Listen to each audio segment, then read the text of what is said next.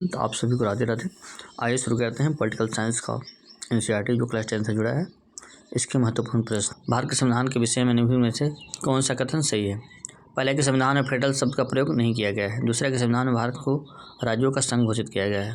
तो इनमें से कौन सा सही है? तो इसका सही उत्तर हो जाएगा ऑप्शन सी, 1 और 2 दोनों, क्योंकि संविधान में फेडरल शब्द का प्रयोग कहीं भी नहीं किया गया है। और दूसरा कि भारत के संविधान के अनुच्छेद में स्पष्ट किया गया भारत यानी इंडिया राज्यों का एक संघ है।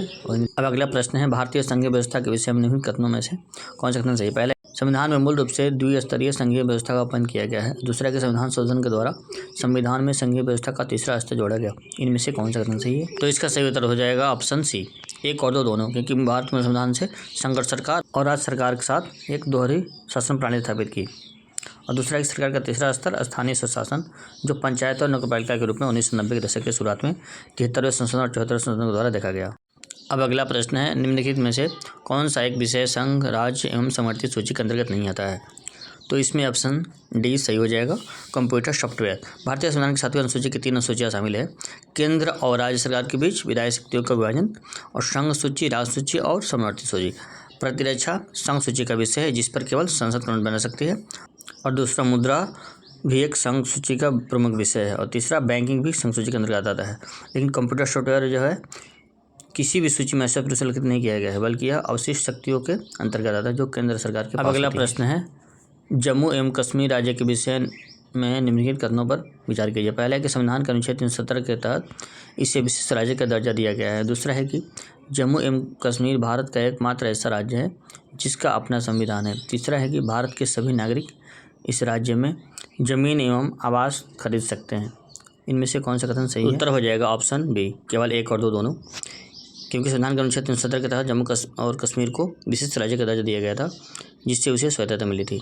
और अनुच्छेद 370 के कारण जम्मू और कश्मीर भारत का एकमात्र ऐसा राज्य था जिसका अपना अलग संविधान था।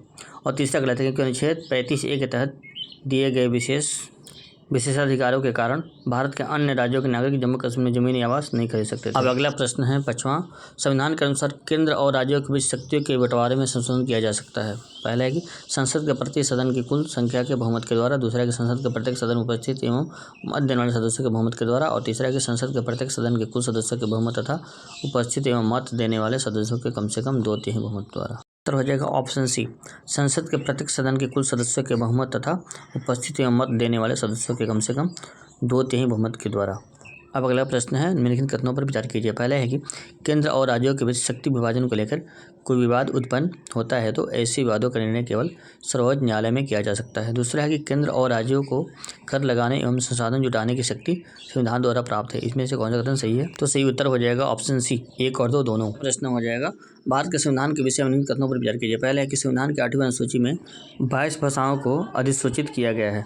और दूसरा है कि संविधान में हिंदी भाषा को राष्ट्र भाषा के रूप में अधिसूचित किया गया है। तो इनमें से कौन सा कथन सही है?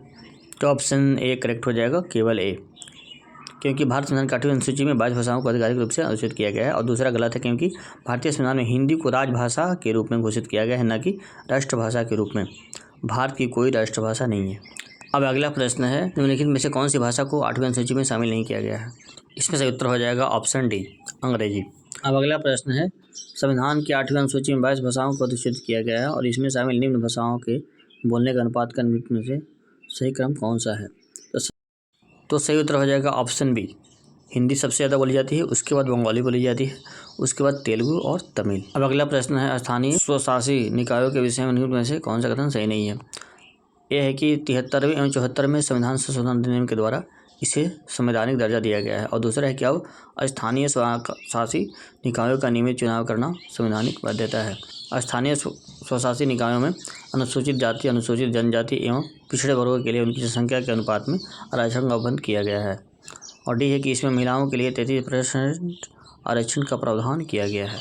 तो इसमें सही उत्तर हो जाएगा ऑप्शन डी, इसमें महिलाओं के लिए 33% आरक्षण का प्रदान किया गया है। भारत में स्थानीय स्वशासी निकाय में महिलाओं के लिए 33% आरक्षण का प्रदान किया गया है, यह कथन सही नहीं है। वास्तव में 73 और 74 संशोधन में अधिनियम के अनुसार स्थानीय स्वशासी निकाय महिलाओं के लिए कम से कम 1/3 33% का अनिवार्य है। हालांकि कई राज्यों ने इसे बढ़ाकर के 50% भी कर दिया, इसीलिए यह कहना उचित नहीं है कि महिलाओं को 33% दिया है। अब अगला प्रश्न है, पंचायती राज व्यवस्था के विषय में निम्नलिखित कथनों पर विचार कीजिए। पहला है कि ग्राम पंचायत के अध्यक्ष एवं सदस्यों का चुनाव जनता के द्वारा प्रत्यक्ष विधि से किया जाता है। और दूसरा है कि पंचायत समिति के सदस्यों का चुनाव जनता के द्वारा प्रत्यक्ष विधि से किया जाता है। तीसरा, ग्राम के सभी व्यक्ति ग्राम सभा के सदस्य होते हैं। इनमें से कौन सा कथन सही है? ऑप्शन सी सही उत्तर हो जाएगा, केवल 1 और 3।